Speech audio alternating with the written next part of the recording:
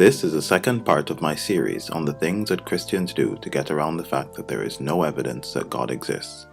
If you haven't seen the first part, which talks about the way they belittle the value of evidence, please go back and watch that now. This part deals with appealing to faith, the second of the strategies that I'm going to talk about. To begin, we need to define faith. Faith, according to the Oxford English Dictionary, means strong belief in God or any religious claim based on spiritual apprehension rather than proof. This sentiment is echoed in Hebrews chapter 11 verse 1.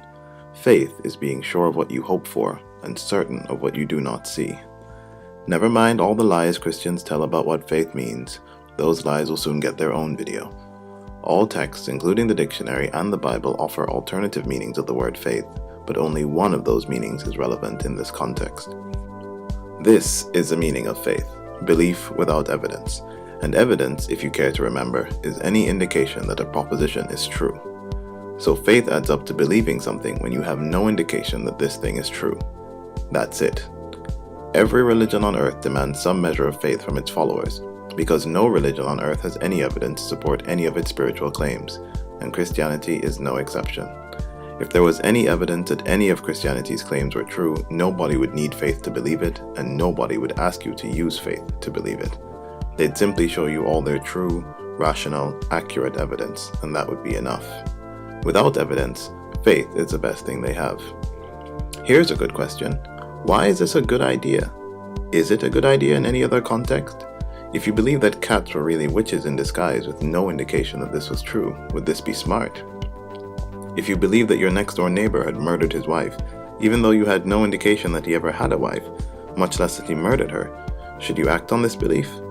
If you believe that eating rocks cured cancer despite having no indication whatsoever that they did, should you spread the good news? If you think these are good ideas, then I have a magic elixir that will allow you to live forever. Just send me a message with your bank details, credit card numbers, and PIN numbers, and I'll make sure you get it. I have no evidence for any of those claims, but since when does that bother you? By faith, Mormons believe in the planet Kolob, where Elohim and his many wives engage in a kind of perpetual orgy to produce new souls. By faith, the members of Answers in Genesis believe in unicorns.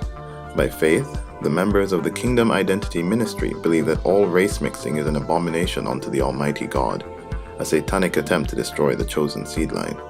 And by faith, all of them believe this. Of course, faith is a bad idea.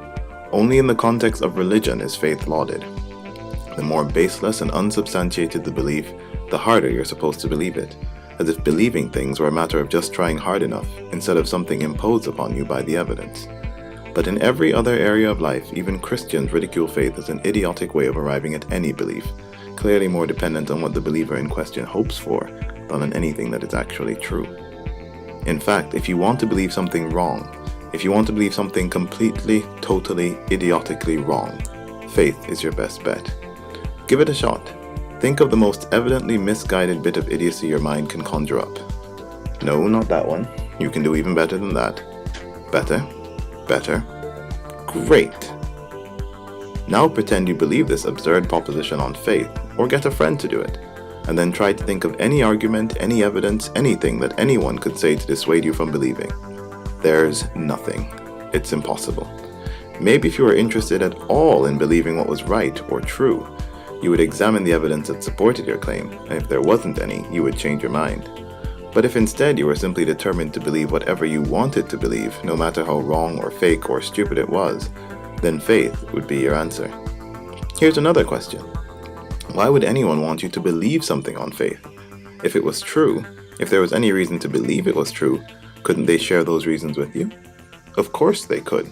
That's why nobody asks you to believe in gravity, electricity, acquired immune deficiency syndrome, sheep, horses, evolution, katakana, the common cold, the Houses of Parliament, or any other real thing based on faith.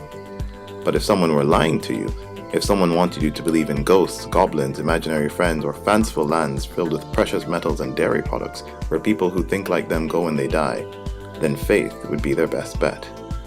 This is because faith, or unsubstantiated belief, is evidence proof, truth proof, and reality proof. Bottom line, if you're trying to believe in delusions and unsubstantiated nonsense, if you're uninterested in truth and just want to believe things because they make you happy, then hold on to your faith.